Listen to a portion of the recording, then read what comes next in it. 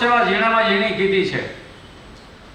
સર્વસ્વની સેવા તો જ્યારે મહારાજે કીધા ભાગવત ધર્મવાળા ભક્તોના કીધા છે કે સર્વસ્વ તો એ ભાગવત ધર્મવાળા બલિદાન કરી શકે છે, એવા પણ શાસ્ત્રોનું નામ.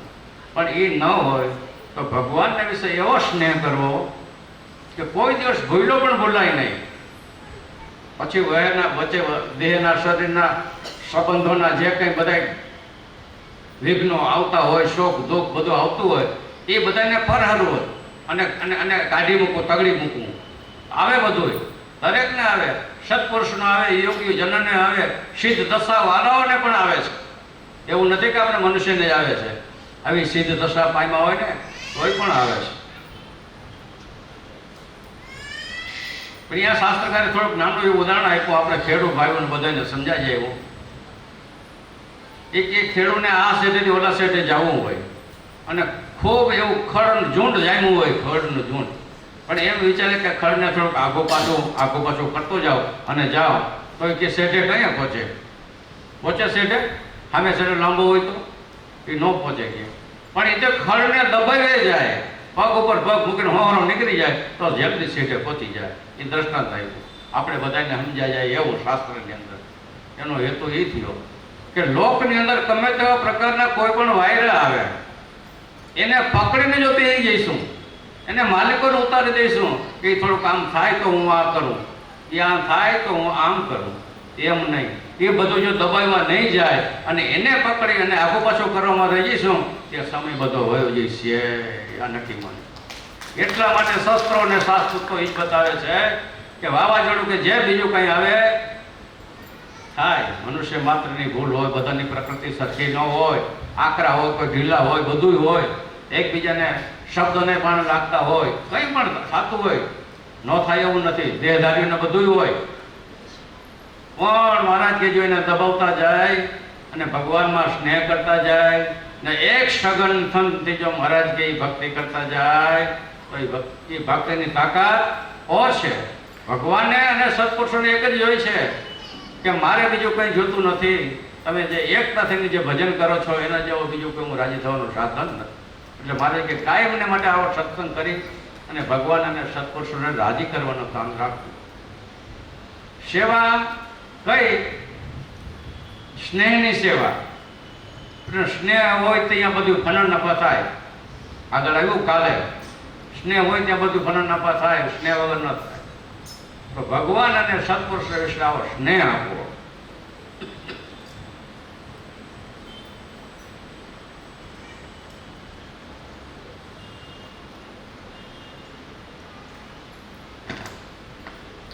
પરમેશ્વર ગમે તેવા ચરિત્રો કરે પણ શાસ્ત્રથી બહાર હોતા જ નથી. આવા વિષયવાળાનું જરૂર, આવા વિશ્વાસવાળાનું જરૂર કલ્યાણ થાય છે. પ્રત્યક્ષ ભગવાન અને તેના સંત એવા સમર્થ છે જે તે ઈચ્છે તો જળ હોય તે ચેતન થઈ જાય અને ચેતન હોય તે જળ થઈ જાય. માયા પણ ધામ રૂપ થઈ જાય અને અશુદ્ધિ તમામ વહી જાય. ભગવાનનો સંબંધ એવો અલૌકિક છે, માણસે પૌઢ ભક્તિ કરવી, કેવળ ભગવાનનો જ ગમતામાં રહેવું, પોતાના સ્વાર્થની કંઈ પણ યુક્તિ આડી ન રાખવી નહીં, કેવળ ભગવાનને જ રાજી કરવા ઈચ્છવું.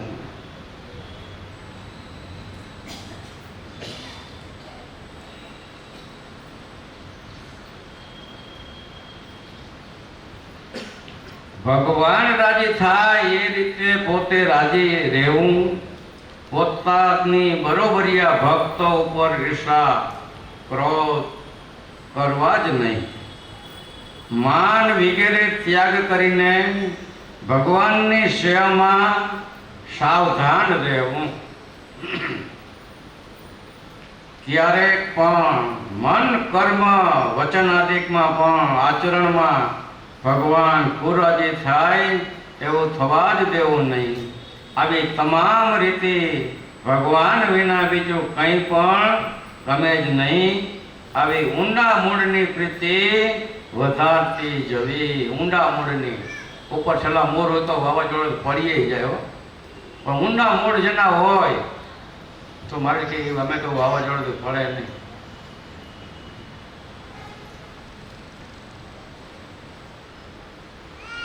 બહુ સરસ મહારાજે આપણા માટે ઉપદેશ છે, બીજા માટે નથી. જે ભક્તિ કરનારા છે, ભગવાનને સત્પુરુષો છે, એના માટેનો બધો ઉપદેશ છે આમાં. પોતાની બરોબરિયા, એમને વિશે કોઈ દિવસ બરોબરિયા પણ ન રાખવું. બરોબરિયા એટલે મહારાજ કહે છે એને ભગું પહેર્યું છે, મેં ભગું પહેર્યું છે, એને ઓલું છે ને ઓલું, એમાં ઘણા રહી ગયા છે બધા. જે વખતે ભગવાન પોતે અનાદિ શ્રી કૃષ્ણ નારાયણની આપણે વાત કરી ત્યારે સાધુ સ્વરૂપમાં હતા, ત્યારે મહારાજની ઉંમરના બીજા સંતો હોય જ ને તે વખતે, તેથી મોટી ઉંમરના પણ હોય, પણ ભગવાન છે અને ભગવાન પોતે પ્રકાશિત છે અને એનો પ્રકાશ જ્યારે માંડ્યો ફેલાવવા ત્યારે થોડી માલિકોથી સ્ફુરણા બીજી થઈ કે હું આવું મોટું કાર્ય કરું છું, હું આ કરું છું, અને એ તો એક જગ્યાએ બેઠા બેઠા ખાલી શાસ્ત્ર લખે છે, તો એની કીર્તિ આટલી છે. માલિકો તો ઈર્ષા, બરોબરિયાપણું શું થયું? બરોબરિયાપણું ભગવાનને વિશે આવ્યો ત્યારે ભગવાન બોલ્યા છે. બેઠા હતા, અમે સેવા કરતા હતા, એક મોટા સંત કહેવાતા હતા, પણ એ મહારાજની વિશે આવી નાની પુસ્તિકા બહાર જે પાડે એમાં કૃષ્ણ વલ્લભાચાર્ય નામ હતું, એ કૃષ્ણ વલ્લભ દાસ લખે અને થોડાક નીચા દેખાવાના એમાં લખે. એટલે આવી જે બધું થતું હોય એની અંદર આપણે બહુ ખબર નહોતું ન હોય, પણ મહારાજ બેઠા હતા, સેવા કરતા હતા કે જગતની અંદર સૂર્ય ઉગે છે ત્યારે એ કોઈ એમ કહેતું નથી કે અંધારું છે એમ છીએ, અને કોઈથી છાનો રિયા કરો, પણ જો નીંદરમાં હૂતો હોય પથારી પેથી ગોદડું ઓઢું હોય માથેથી આઘું ન કરે તો એમ થાય કે હજી સૂર્ય ઉગ્યો નથી, હજી અંધારું છે. પણ હવે ખબર નથી હું પથારીમાં છું કે બાયણે છું. પથારીમાંથી કંઈક બાયણે નીકળે તો અંજોરું દેખાય ને. ઓલી ગુડની એવી ટેવ જ હોય કે હવારમાં અંદર કરી ગયા પછી બાયણે નીકળે નહીં, રાતનું જુએ તો રાતનું એને દેખાય તો જુએ. એમ આ ભગવાનમાં જે પ્રકાશિતપણું હતું તે સહન ન થયો એટલે કંઈ ને કંઈ લેખા નાખે. એટલે એક વખત મહારાજ પાસે બેઠા હતા, મહારાજ બોલ્યા, મર્મનો શબ્દ હતો પણ એ તેથી નહોતો જેવો છે એવો સમજાણો, પણ આજ જ્યારે આપણે સમજણ થઈ ત્યારે ખબર પડી કે એક કોર હૈણાક્ષી અને એક કોર હૈણાકશિપુ, એટલે બે અગ્રગણ્ય હતા, એક કોર હૈણાકશિપુ ને એક હૈણાક્ષી, અને વચ્ચે હું વારા ભગવાન, આમ સિંગ કરું તો આમ ઉડે ને આમ સિંગ કરું તો આમ સિંગ, પણ ભગવાનનું રૂવણું હલે ખરું, એ આમથી આમ જાય ને આમથી આમ જાય, ભગવાન એમનો સ્થિર છે. તેથી મર્મણ શબ્દો પણ તેથી આપણે એની ખબર નહોતી આજે 50 વર્ષ પહેલાં કે આ ભગવાનના શબ્દો કેવા છે અને શું આનું રહસ્ય છે, પણ હવે એ બધી આપણે ખબર પડે કે ભગવાનની બરોબરિયાપણું જેને હતું તે એમને વિશે કોઈ દી સ્નેહના કે હેતના કે પ્રશંસાના શબ્દો વાપરી નહોતા શીખ્યા. મારે કે બરોબરિયાપણું ન રાખવું આવું કોઈ ભગવાને મોટો ઉપદેશ લખ્યો છે. બીજા કોઈ માટે નથી, ભક્તિ કરનારાઓ માટે છે. રાગ, દ્વેષ, ઈર્ષા એ તો અનંત જન્મથી આ પડ્યા છે માલિકો એકબીજાને વિશે માંથી જરૂર ટાળવા. શબ્દની લડાઈ છે, બાકી કાંઈ છે ને એટલું બધું શબ્દનું. મને કીધું હતું, કોને કીધું હતું? મને કીધું હતું. ભાઈ આપણે એટલે પણ શાસ્ત્રકારો લખ્યો છે સમજણને જ્ઞાન હોય તો શબ્દ છે એ આકાશનો ભાગ છે, એ હવામાં લીધો. જો ગ્રહણ કર્યો માલિકો કરી ગયો તે કંઈક નીકળ્યા ઉઈગા વગર ન રહીએ, પણ એ ન રાખવું. મારે ક્યાંને કાઢી નાખવું આકાશ ભેગો. શબ્દની તાકાત કેટલી છે એ આપણે હવે એની કથાઓ બધાએ બહુ સાંભળી છે. એક અંદરના અંદર કહેવાથી આખું મહાભારત કે એ શબ્દની તાકાત. હે, સીતાજીએ બાણ માર્યા લક્ષ્મણને તો રણ થયું, શબ્દની તાકાત. બબે શબ્દ, 4 શબ્દ હતા, કઈ બીજા વધારે નહોતા, કોઈ બીજા હથિયાર નહોતા, પણ એણે કરીને શબ્દ કરીને કેટલું મોટું લોક થયું છે. મહારાજ કે એ શાસ્ત્ર બતાવે છે. એ જ્ઞાન મહારાજે આજે આપણને આ એનું બધાનું દોહન કરી અને ભક્તોની સ્થિતિ કરવા માટે આપણને એ ઉપદેશ આપી અને આની અંદર ટૂંકમાં બહુ વર્ણવેલું છે. આપણે જ્ઞાનને સમજણ છે ને માટે આ વાત આપણે બધાને અનુરૂપ છે. નેતરામાં દશ ન પડે એવી વાત છે.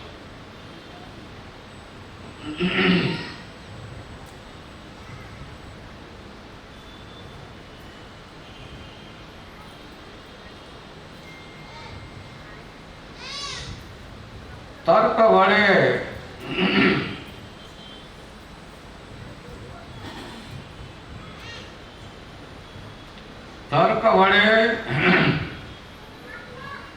ઋતિક સ્વામી તથા ઋષભ રાજાની પેટે શરીર લોહીથી સૂકવી નાખવા કરતા ભગવાનને અર્થે વાપરવા ઉત્તમ છે.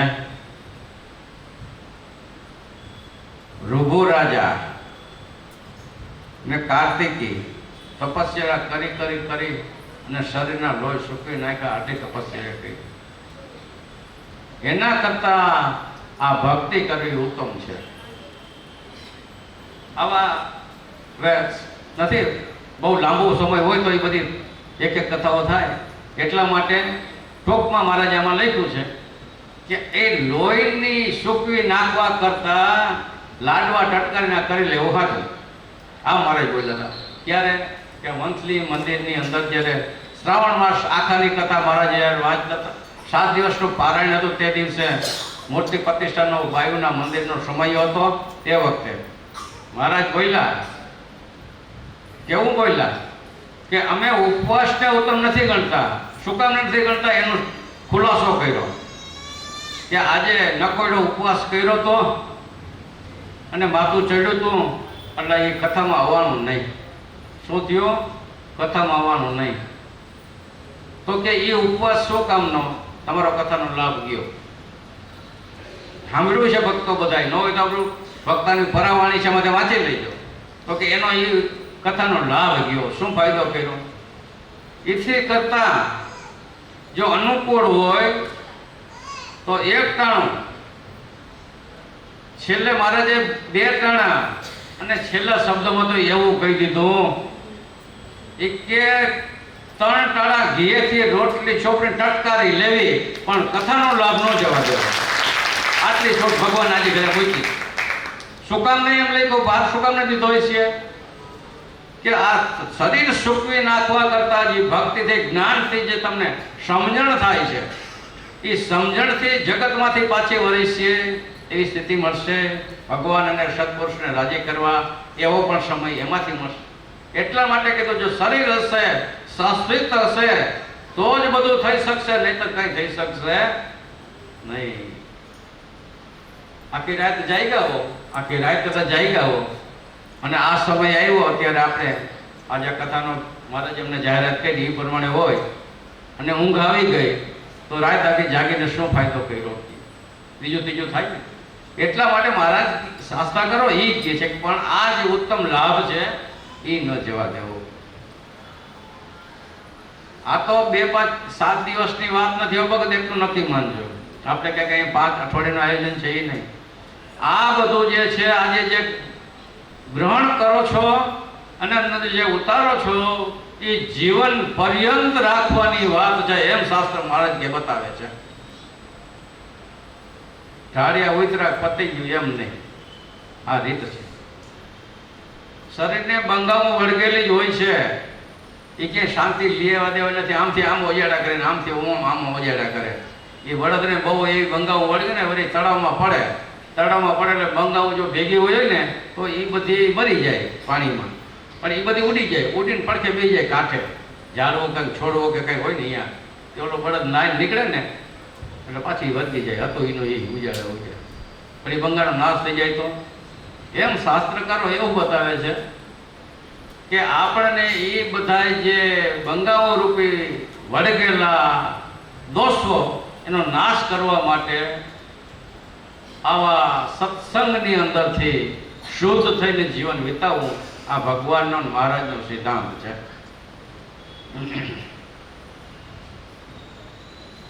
ભગવાન માટે વાપરવું તેનું નામ દમન.